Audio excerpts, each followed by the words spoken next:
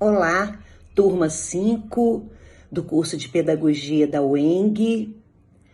É com prazer que eu estou aqui para falar com vocês, considerando que eu fui aluna dessa universidade, me formei aí e também fui professora no nono período de Pedagogia, uma extensão que aprofundava os conhecimentos sobre educação infantil. Então é um prazer e uma honra estar aqui com vocês. Meu nome é Maírce Terezinha da Silva Freitas, eu sou pedagoga formada aí na UENG e com especialização em psicopedagogia. O que me pediram foi que eu falasse um pouco desse processo de construção do documento de proposições curriculares para a educação infantil de Belo Horizonte.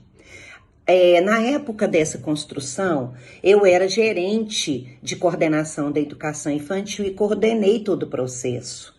Como eu fiquei 33 anos na prefeitura de Belo Horizonte, trabalhando sempre com a educação infantil, eu acompanhei esse processo, essa demanda. Havia uma grande solicitação das instituições que a gente tivesse uma referência para que elas pudessem trabalhar com as crianças. Nós tínhamos os referenciais curriculares para a educação infantil do MEC, a própria prefeitura de Belo Horizonte já havia. Então, depois desse primeiro dia escolar, quando em todas as regionais, todas as instituições discutiram sobre a necessidade desse documento, como que seria a organização, como que nós faríamos para construí-lo, então a secretaria começou a organizar, encontros regionalizados, mensais, onde a gente escutava tudo que estava acontecendo nas instituições para a gente elencar, então, quais os tópicos seriam necessários a gente ter no documento. Então, esse documento ele foi construído assim, a muitas mãos, com a participação de todas as pessoas que atuavam à época da escrita do documento.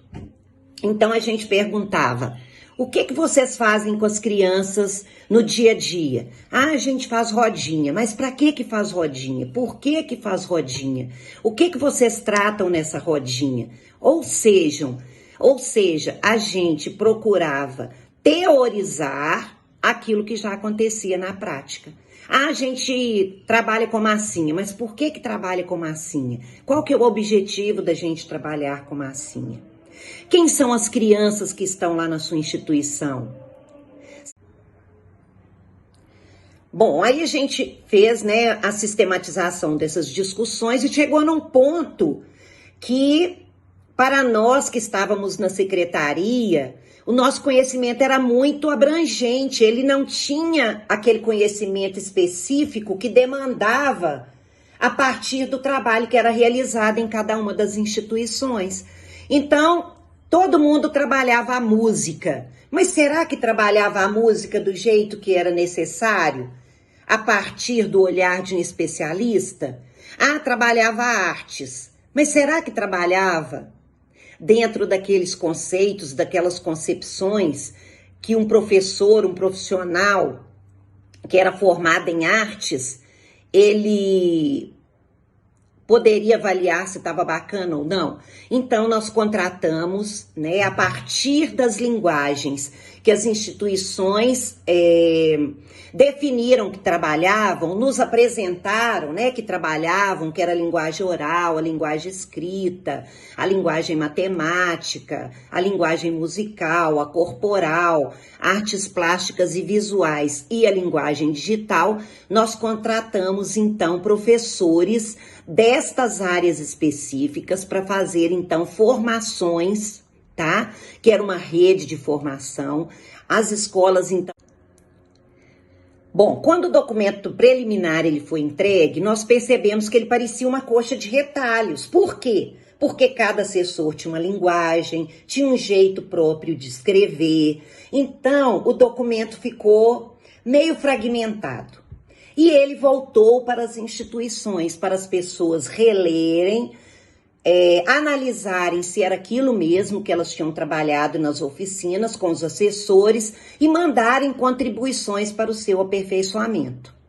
E nós percebemos que seria impossível a gente ter um documento com as linguagens tão fragmentadas. Então, nós elegemos a Ana Cláudia, que era pessoa da secretaria que trabalhava junto comigo na gerência da educação infantil, para que ela, então, fizesse a releitura do documento dos assessores, fizesse a releitura das contribuições das instituições, dos pesquisadores, da universidade. A gente mandou esse documento preliminar para vários locais.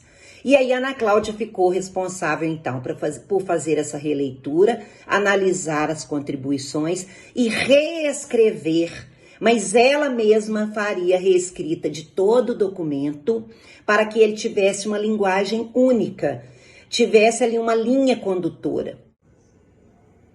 Bom, gente, então finalizando, vejam bem, esse movimento foi um movimento que durou um longo período, porque nós tínhamos que ter essa escuta apurada, tinha as idas e vindas, escrevíamos, relíamos, apresentávamos, voltávamos, refazíamos, e também as legislações foram se alterando neste período.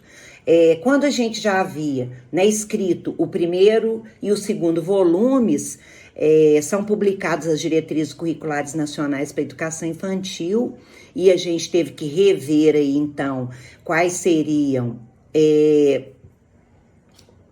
os eixos do documento, né? Então, a gente reviu, reestruturou, reescreveu. E depois, quando a gente já tinha o documento referente às linguagens praticamente pronto, veio a BNCC para a educação básica, que alterou o trabalho, então, para outra perspectiva. Ao invés das linguagens, ela trouxe os campos de experiências, agregando as linguagens.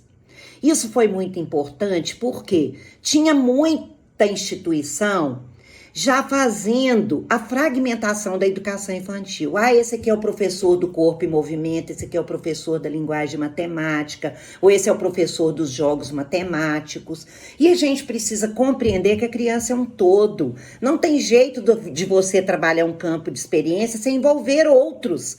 A criança é uma totalidade, ela é corpo, mente, ela é ação, ela é criatividade, ela é espontaneidade, ela é fala, ela é presença. Não tem jeito da gente separar e dividir a criança. Então, a Ana Cláudia pegou, então, todas as linguagens que já estavam reescritas, pegou a BNCC e, então, ela reelaborou, né, na perspectiva dos campos de experiências, aquelas construções relativas a linguagens. Por quê? A essência era a mesma, só a organização é que era alterada. Bom, nós assumimos esse compromisso de, enquanto o documento não estivesse pronto, a gente não sairia da secretaria.